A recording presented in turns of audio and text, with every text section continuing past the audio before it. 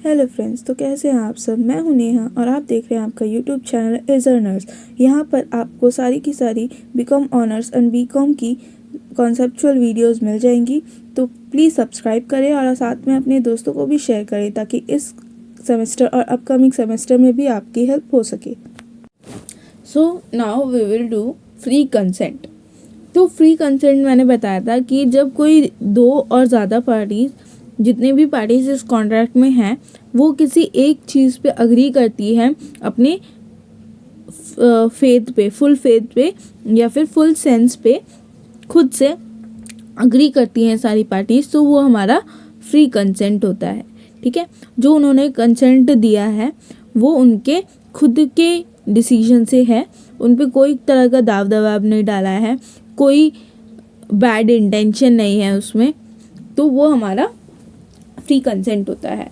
ठीक है, अब वो जो फ्री कंसेंट, अगर उसमें कुछ है कि अगर उसके अलावा अगर कोई कंसेंट मिला है, जो भी कंसेंट मिला है वो फ्री होगा अगर वो कोई उसके जो पार्टीज़ है उसके ऊपर कोई कोएर्जन नहीं लगा है, अनडू इन्फ्लुएंस नहीं हुआ है, कोई फ्रॉड नहीं है, कोई मिस रिप्रेजेंटेशन या फिर मिस्टेक नहीं है।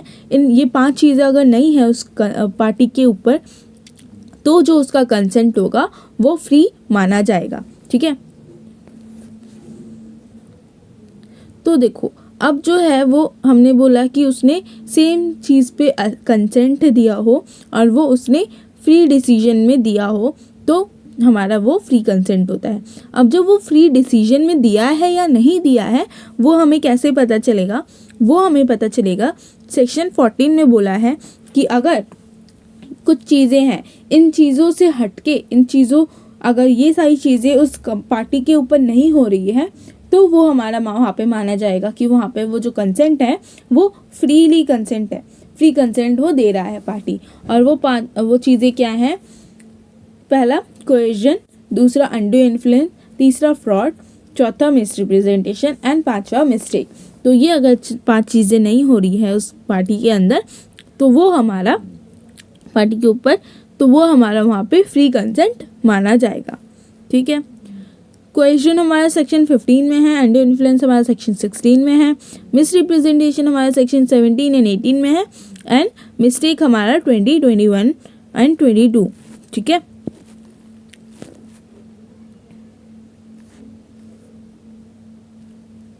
मिस रिप्रेजेंटेशन में हमारा फ्रॉड एंड मिस रिप्रेजेंटेशन दोनों आता है। तो फ्रॉड हमारा सेक्शन 17 है और मिस रिप्रेजेंटेशन हमारा सेक्शन 18 है। ठीक है, अब हम पढ़ेंगे कोएर्जन क्या होता है। तो कोएर्जन हमारा है the term coercion has been defined in section 15 of the act committing or threatening to commit, कि कोई एक पार्टी है, ठीक है, या कोई भी पर्सन है जो कि किसी पार्टी से कह रहा है कि मैं ऐसा काम कर दूंगा या फिर ऐसा काम करने की धमकी दे रहा है, जो कि any act forbidden by the Indian Penal Code, ऐसा एक्ट जो कि इंडियन पेनल कोड के मुताबिक फॉरबिडन है, और द अनलॉफुल डिटेनिंग, कि ऐसी उसको डिटेन कर रहा है, उसको मतलब डरा रहा है कि मैं तुम पे ऐसा केस कर दूंगा जो कि वो अनलॉफुल है, या फिर और थ्रेटनिंग टू डिटेन, कि धमकी दे रहा है कि मैं कर दूंगा, या तो वो सही में उसको डिटेन कर रहा है या फिर डिटेन करने की धमकी दे रहा है। क्या चीज़?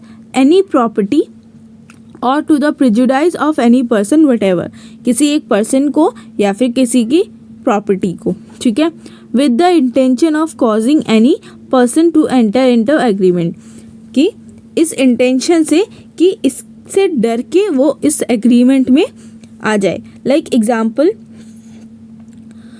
कि कोई एक पर्सन है, ठीक है, कि उससे डरा धमका के, लाइक ठग्स होते हैं या फिर जो बुरे लोग होते हैं, लाइक एग्जाम्पल जैसे मनी लेंडर्स होते हैं, जो स्मॉल मनी लेंडर्स होते हैं, ठीक है, बिना कोई लीगल काम के वो मनी लेंड करते हैं लोगों को। तो वहाँ पे अगर उनको पैसे वापस नहीं मिलते हैं तो वो क्या करते हैं? ज़ोर ज़बरदस्ती पे आ जाते हैं। वहाँ पे क्या करते हैं? वो थ्रेट करते हैं कि पैसे दे दो वरना तुम्हें जान से मार देंगे, ये है ना।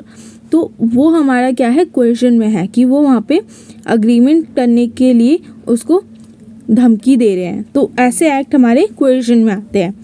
ठीक है, explanation from the above definition we learnt.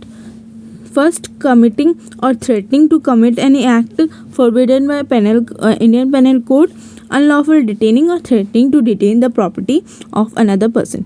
ठीक है, किसी की प्रॉपर्टी और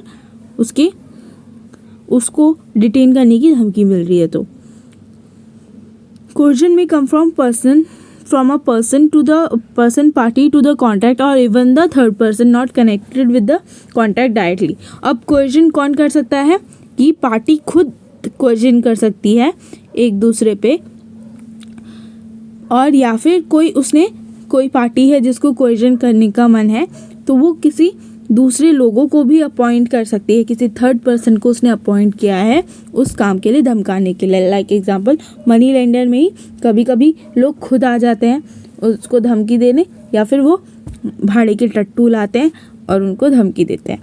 ठीक है, तो वो हमारा जो कोएर्शन है वो पार्टी खुद कर सकती है, या फिर कोई थर्ड पार्टी है, स्ट्रेंजर होती है, वो भी कर सकती है। Unlawful detaining also amounts to coercion. If a person unlawfully detains or gives a threat to detain, ये तो पढ़ लिया हमने। फिर उसके बाद इफेक्ट क्या है coercion का। According to section 19, when consent is caused by coercion, fraud, misrepresentation, the agreement is avoidable at the option of the party whose consent was caused. The aggrieved party may opt to resign the contract. If the aggrieved party seeks to resign the contract, he must restore the benefits so obtained from under the contract from other party. कि मैंने पहले बताया था voidable contract बताया था, तो ये वही चीज़ है। वहाँ पे अगर कोएर्शन के से कोई भी कॉन्ट्रैक्ट एग्रीमेंट बन रहा है जो कि कोएर्शन, फ्रॉड या मिसरिप्रेजेंटेशन से बन रहा है, तो वो हमारी क्या होती है, अवॉइडेबल होती है at the option of the party जिसकी कंसेंट वहाँ पे कोएर्शन के मुताबिक ली गई है। कोएर्शन का दबाव डाल के उसकी कंसेंट ली गई है, तो वो पार्टी उसके पास ऑप्शन होता है कि वो उस कॉन्ट्रैक्ट को वॉइड कर दे या फिर उस कॉन्ट्रैक्ट को वैलिड कर दे। ठीक है, अगर वो उस कॉन्ट्रैक्ट को वॉइड कर देती है तो वहाँ से वो उसको जो भी बेनिफिट अदर पार्टी को हुआ है उससे, उसने जो भी अपना लूज़ किया है उस कॉन्ट्रैक्ट की वजह से, कोएर्शन की वजह से, तो वो वहाँ पे उसको रिकवर कर सकता है। ठीक है, और उसने अगर कोई बेनिफिट लिया है, खुद ने कोई बेनिफिट लिया है, तो वो उसको देना पड़ेगा।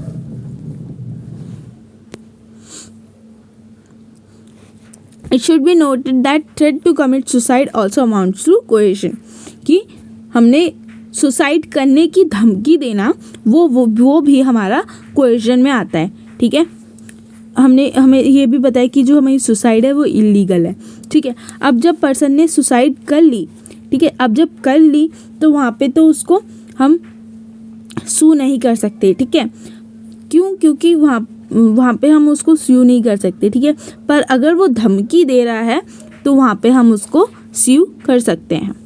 ठीक है, और जो कॉन्ट्रैक्ट है वो भी हमारा वॉइडेबल हो जाएगा। अब देखो कि अगर वो सुसाइड कर लेता है, ये मेरा खुद का मैंने फैक्ट बनाया कि अगर वो वहाँ पे सुसाइड कर लेता है तो वहाँ पे क्या होगा कि उसने तो सुसाइड कर लिया, तो उसका कोई दबाव डालने का वहाँ पे उस अदर पार्टी पे कोई दबाव डालने का इंटेंशन नहीं था, वो खुद ही परेशान था। तो जब वो खुद ही परेशान था तो वहाँ पे उसको वो कोई कोएर्शन तो कर नहीं रहा ना, क्योंकि वहाँ पे वो खुद ही परेशान था, उसने सुसाइड कर ली, तो वो उसका अपना वो है, उसका कोई इंटेंशन नहीं था उस दूसरी पार्टी को अफेक्ट करने का। ठीक है, तो इसीलिए वहाँ पे उसको सू नहीं किया जा सकता, और वैसे भी वो मर गया, उसको क्या ही सू करेंगे। अब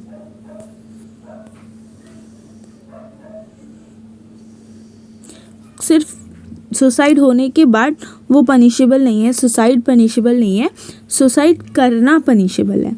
ठीक है, इंडियन पेनल कोड में भी लिखा है कि सुसाइड करना पनिशेबल है, सुसाइड करने जाना पनिशेबल है।